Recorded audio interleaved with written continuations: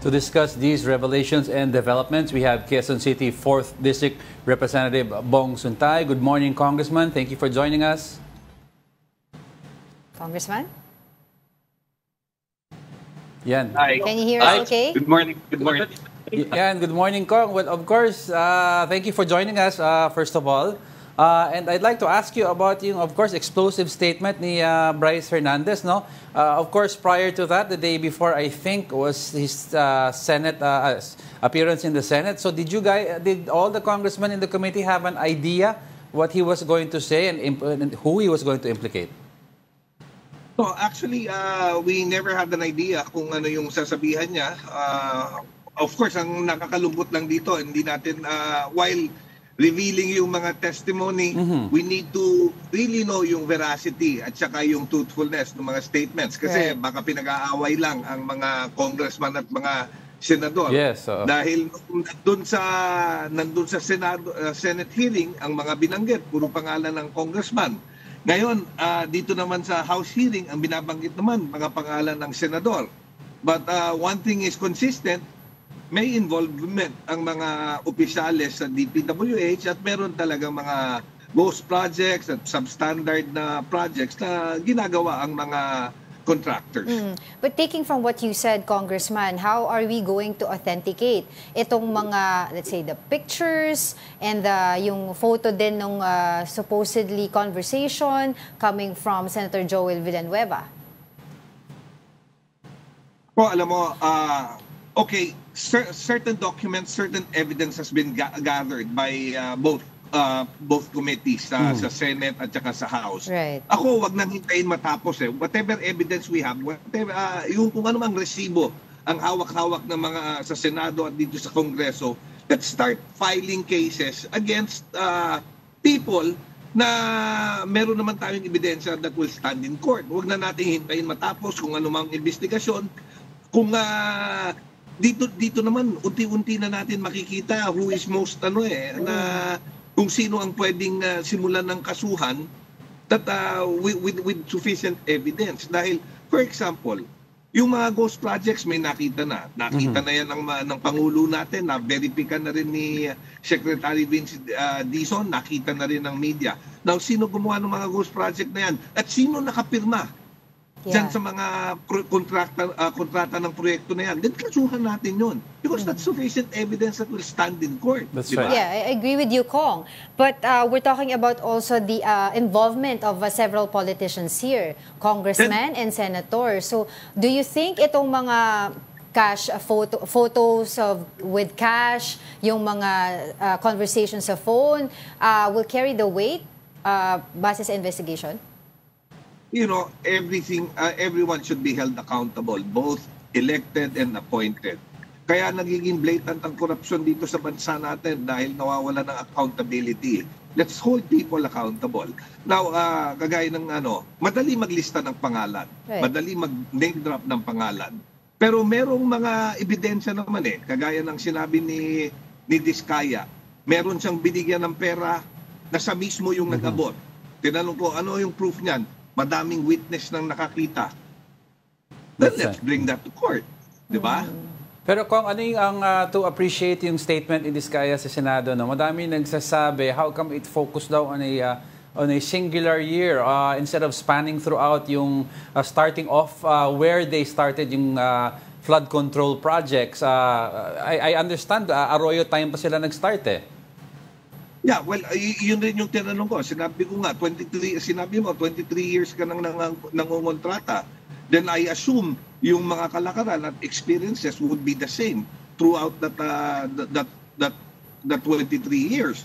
Then, kaya nga hinihingi ko sa kanya, nasaan yung I requested the committee to secure from Undersecretary Cabral all the contracts that were awarded to not only Diskaya but all the other contractors para makita natin. Let's verify all those projects given to, wag lang itong top 15 contractors na binanggit ng Presidente. Total, nagpapa-audit na naman ang mga proyekto at saka mga programa na ginawa ang DPWH Then let's hold those people accountable. Now, with regards to yung statement ni Diskaya, why he limited it to 2015, 22 to 2025 ang sinasabi niya dahil raw doon na lang naging parang malaki yung hingian at dahil raw doon sa 3-strike rule parang nape-pressure na sila ng RD at saka ng DE. But Kong, speaking of the Discayas, paano po ba namin dapat tanggapin itong mga sinasabi po nila?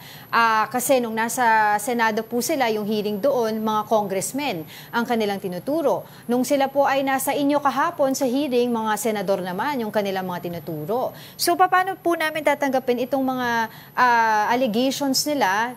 Tapos kahapon po, na-check din po ni Congressman Terry Ridon na yung notaryo po ay expired ng kanilang mga affidavit. Okay, ganito yan. Yung mga Diskaya naman was consistent. Ang tinuturo nila kung ano yung nasa statement nila. Yes. Ang nag-mention ng mga senador was si yung Assistant District Engineer Bryce Hernandez. So that statement came from him, not from the Diskayas. With regards to the affidavit, if you saw the hearing, actually, it doesn't matter kung paso yung notarial certificate nung nag-notarize ng statement because hearings conducted by both houses, yung mga witness are sworn under oath to attest to the veracity and truthfulness of the statements and that they will make. The questions being propounded was with regards to the contents of the statements. Kaya nga nung ako yung nag-question, pina-identify ko muna yung statement, yung affidavit na ginawa ng mga Diskaya. Pina-identify ko kung sino nakapirma at sinabi naman ng Diskaya sa kanya raw yan at sa asawa niya. So, pinaswear ko siya under oath. He was already sworn under oath. Sinabi ko, if he attests to the veracity and truthfulness nung contents nung naturang statement at sinabi niya, oo, then that will hold. Okay. That will hold water. Alright. Yung isang sabi nila very critical to this whole story is Bryce Hernandez, and I think si Congressman Jokno asked him if he was willing to waive both to allow his phone records and his bank records to be scrutinized, and pumayag siya. Now, after the committee, did he still decide na tuloy pa rin yung mangyayaring yan or nag-iba po isip niya? After the committee hearing, hindi na napag-usapan yun eh. I guess kung pumayag siya, then ipapasupinan na lang those documents. Ang hindi pumayag si Henry Alcantara, if I can remember it correctly. Si Henry Alcantara Tama po, hindi pumayag. Oo, okay. Alright, so may mga nabanggit din po sa revelasyon ni Senator Ping Lacson yesterday, yung connection po ni former DPWH Secretary Manny Bonoan sa ilang mga flood control projects, namely po yung kanyang daughter. So I was wondering kung maimbitahan po muli itong si former Secretary Bonoan para po linawin itong mga issue na ito. Well, I guess that will be up to the Infracom kung iimbitahin nila. But to get to the bottom of these things, then we can invite. But alam mo, the hearings conducted by both houses, sa Senate at saka dito sa Congress, sa House, are in aid of legislation. In fact, hindi naman dapat kami investigative body eh. Dapat ang ginagawa natin, yung mga hearings na yan, is we gather yung mga data with regards to yung mga nangyayari so that proper legislations can be made. Anong nakita natin dun sa hearing kagabi, kahapon? Nakita natin na nagkakaroon ng ghost project. Bakit nagkakaroon ng ghost projects? There should be proper checks and balances. Correct. Paano nangyayari na ang kontratang awarded na dapat ini-inspect ng mga kawani ng DPWH na pipirmahan na inspected, na completed, na hindi naman pala completed. That's right. Then there is a failure in that particular process. Then legislation should be made to correct those things. And kagaya ng sinabi ko, we should start holding people accountable. Kagaya nung tinanong ko si Alcantara, bakit mo pinirmahan? Sabi niya, lang raw umasa raw siya dun sa report ng BAC, which is wrong. Because that's his responsibility to check. Alright. And having... Now, Go ahead po. Ang isa pang revealing nun, nakita mo yung pera. Nung tinanong ko, ano yung pera na yon? Sa contractor raw. Paano binabayaran yung contractor? Ang contractor, dinideposito raw in the name of the amount, in the name of the company. So bakit cash? That's Bakit right. may cash doon? Right. It's unlikely na kung may kumpanya ka, binayaran ka, i-encash mo yung pera. Ang sabi niya, hindi, dahil naghahatian daw yung mga contractor. Then that's a no-no. Bakit naghahatian? A winning bidder, a winning contractor, bakit niya ihahati sa ibang contractor yung pera? Baka raw may joint venture. So hindi raw niya alam kung ano na pag-usapan. Sabi ko, paano hindi mo malalaman kung anong pinag-usapan? Because kung winning bidder yon, nakalagay yon. Kung joint venture o kung anong kumpanya na award yung kontrata, hindi rin raw niya alam dahil he relied on yung background. Ayun Sabi po. ko, pero ikaw pumirma dun sa kontrata. That's right, oo. Hindi mo binasa. Kaya nga kung inabanggit din ni Senator Ping Lacson about yung binanggit niyo po yung process na walang accountability, no? May nabanggit siyang project na completed daw within just a few months, and technically daw kahit napakalaki ng kumpanya, hindi kaya tapusin yung ganun na proyekto in just a few months para makuha ang bayaran. Ang question po dito, meron bang existing law ngayon that will grant i-review bago i-release pag medyo dubious yung time frame? Kasi ang question dito... Yeah. Alam mo, Go ahead, Kong. there are existing laws and procedures which are in place. Actually. Obviously, these existing laws and procedures are not being implemented dahil may mga inspection yan eh. Kaya nga ang tinatawag ang progress billing ang bayad sa contractor. Ibig sabihin, i-inspectionin muna yung proyekto, tapos depende dun sa accomplishment, doon nagre-release ng kaukulang bayad. Hindi naman lump sum ang bayad sa mga contractor eh. But obviously, yung mga nag-i-inspect are also in cahoots dahil sinecertify nila yung accomplishment kahit walang accomplishment. Exactly. And this is from the DPWH side, Kong, no? Hindi ba pwedeng isama ang COA dyan para may dalawang agency ang nag-certify? Alam mo, ang COA kasi post-audit ang tinatawag. That's right, ang kalakaran ng COA sa atin eh. Ino-audit nila pagkatapos. Kaya nga dapat dito, merong pre-audit, merong post-audit. Di ba? Bago simulan ng proyekto, itignan muna ng COA kung tama yung mga presyong nilagay, kung saan mapupunta yung pera. Tapos noon, pagka natapos yung proyekto, i-audit ulit ng COA kung kumpleto yung mga gamit na kung lahat ng naka-program of works talagang was implemented. Well, so usapin pa din po ng in aid of legislation nyo po dyan sa Congress hearing.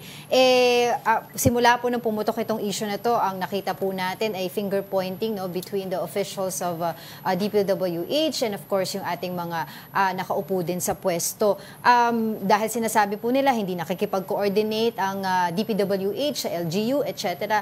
Are we also looking at something po para ma-reform itong process na to? Para pagdating po ng panahon, wala na po talagang turuan. Alam na natin kung sino talaga yung accountable. There are already existing laws with regards to yung coordination between the national government and the local government pagdating dito sa mga proyektong ito. Madaling magsabi na hindi kino-coordinate pero makakagawa ka ba, lalo na pag malaking proyekto, makakagawa pa sa isang lugar, sa isang syudad, sa isang probinsya na hindi nalalaman ng nakaupo. Di ba, pag may nagtayo nga ng bahay, biglang subukan mong pa-renovate yung bahay mo, biglang may inspector ng engineering department ang agad-agad na pupunta doon at tatanungin, may building permit ka ba? Yeah. That's true. I wanted to ask kasi about that, Congressman. We spoke to Mayor Strike Revilla a few weeks back and he was saying, ang DPWH daw pag gumagawa, nagpapadala naman daw ng document pero FYI, hindi daw nag-a-apply ng permit. Sabi niya mag-apply naman daw sila ng permit sana kasi libre naman daw yun. O yun. Then that is di ba? That is a lookout of the local government. Ang ibig ko sabihin, pagka nagpadala ng notice sa'yo na may gagawin doon, then dapat pasimulan ng LGU kung hindi nag-apply ng building permit, di ba? Tama. Well, nga po pala nung first day of hearing ng Infracom a week ago, if I'm not mistaken, nabanggit nga po yung pag-declare po ng ilang mga congressman regarding po sa conflict of interest. Meron na po bang nag-declare na para mag-recuse po sa hearing dahil po sa conflict of interest? Maaring conflict of interest? Wala pa eh. Wala pa. Kailan po yung But, deadline ng submission? Alam mo, dapat yan may mag-follow up dyan eh. And well ako para sa akin, pagka may conflict of interest, talagang no-no yan. Nakasaad naman sa batas yan eh. Dahil ang mga mamabatas, hindi dapat nangungontrata rin sa gobyerno, di ba?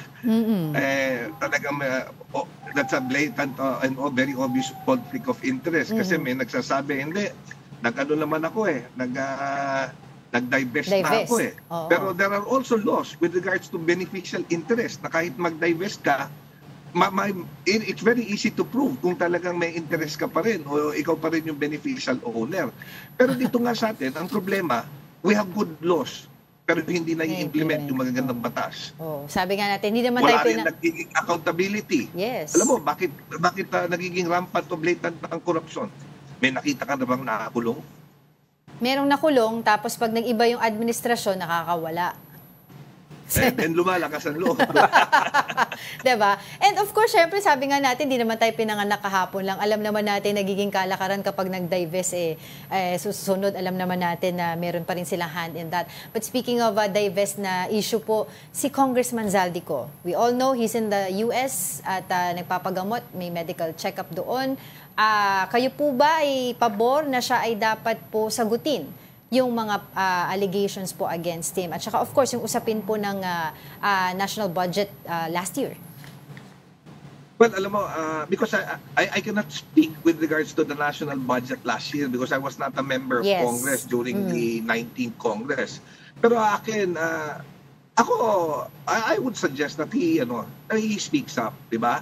Sagutin niya yung mga paratang na binabato sa kanya. Dahil if he is innocent at wala naman siyang ginawa, then that can be easily answered.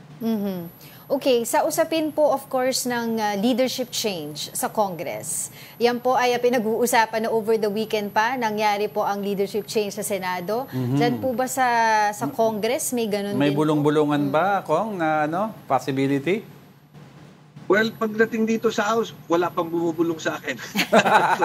Wala pa. But alam mo, yung usap-usapan ng leadership change, that has always existed. That's right. Even when I was in the 18th Congress, ang inabutan ko sa 18th Congress, 2 leadership change eh. Right. But laging may bulong-bulungan as to kung mangyayari o hindi. Leadership changes naman depending on the consent of the President. At the end of the day, lahat nagtatanong sa Presidente kung okay ba o hindi. Yeah. Lastly, on my part, Kong, I'd like to ask kasi madaming nagsasabi, iba-ibang luminaries and analysts na parang, binanggit nyo rin kanina, na parang nagtuturoan kasi ang House saka ang Senado.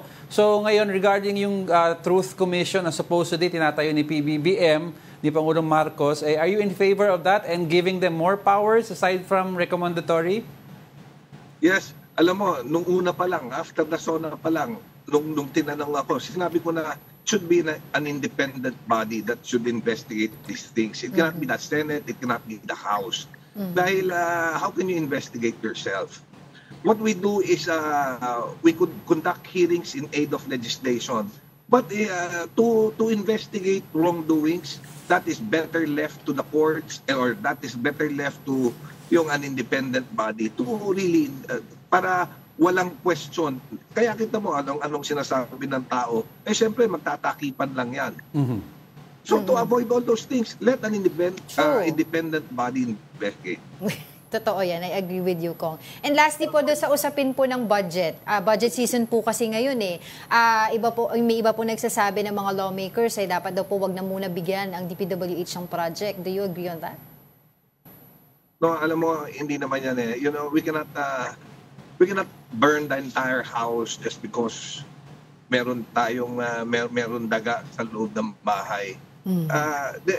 Kagaya, there is still flooding. There are drainages that needs to be done. There are some construction works, roads that needs to be constructed. Pagka hindi mo bibigyan ng budget, paano na yan? Hayaan natin mag-suffer yung mga tao. Ang kailangan natin is bantayan ng mabuti kung saan napupunta yung pera. Mas madali gawin yung magbantay. Total, everyone is now made aware. Kaya Kagaya, alam mo, it's not only the responsibility of both elected or appointed officials, it's also the responsibility of the people. Maganda nga ngayon everyone is conscious about it. Bantayan natin yung mga proyekto, then magreklamo tayo. Baka may nakita tayong katiwalian. With social media, with the power of social media, ang dali-dali pa viral ng katiwalian. Kung sagarin ko na, since you're here na rin, one last question po. Si Congressman Toby Tiangco, in a rare instance, lumabas po siya sa Senado. Paano po ba tinanggap po ito ng Congress? Na sinasabi po kasi ng iba, doon sa Senado, nakakapagsalita siya. Well, that has always been Toby. Alam mo, si Toby is very independent-minded. Mula pa nung 14th Congress, gano'n na siya. He speaks his mind out at saka he does not mince word. He calls a spade a spade. Okay. So doon sa mga nakakakilala sa kanya, tanggap siya. Tanggap na gano'n talaga siya. At naman siya, he mince word. Para sa akin, Sabay tawa si Kong. Alright, hindi na po namin kayo patatagalin pa. He does mean well. Hindi na po namin patatagalin pa. Maraming salamat po sa inyong oras. Quezon City 4th District Representative Bong Suntay. Maraming salamat din. Thank you very much.